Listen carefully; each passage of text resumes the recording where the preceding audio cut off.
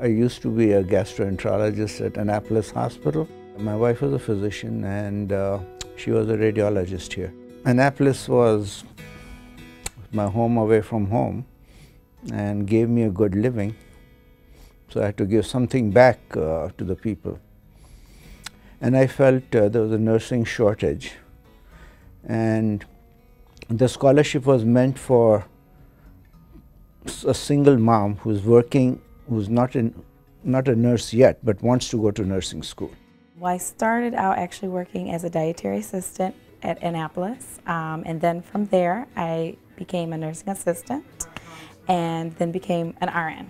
The scholarships helped me pay for some of the books and even helped pay for some of my tuition for my classes. Without nurses, you couldn't run a hospital because the physicians come, they write orders, and they're counting on the nurses to follow those orders and make sure the patients are doing well. Becoming an RN was a great accomplishment, and I was very proud of actually being able to make it through the nursing program. I still have initiatives to go back eventually to get my BSN or my master's. The scholarships have helped me help other people by helping me to accomplish my dream. And then I know that I'm going to go that extra mile for my own patient from the assistance and help that I've received from somebody else, that I can make a difference for them as well.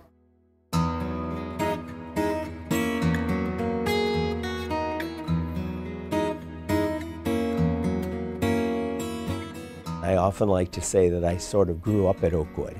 I was with the organization for over 34 years before I retired. I'd like to tell you a little bit about my sister Sharon. She raised 7 children right here in the shadows of the hospital.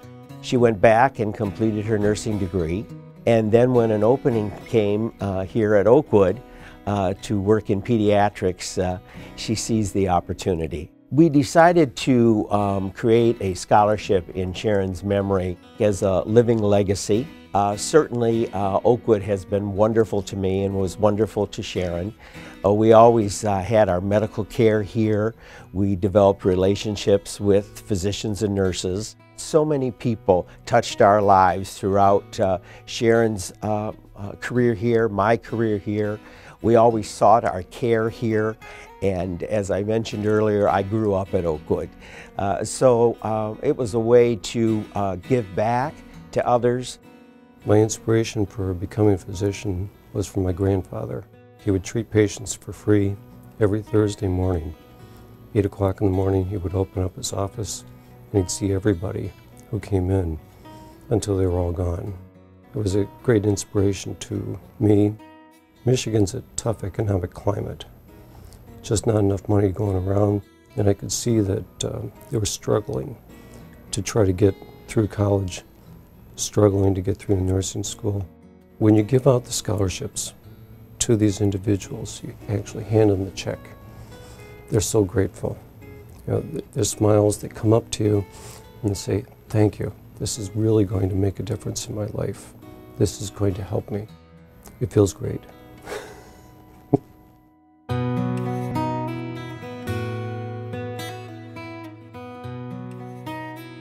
You're doing something for a community as a physician, but I think you need to give more back to the non-patients, you know, to the people that live in the community.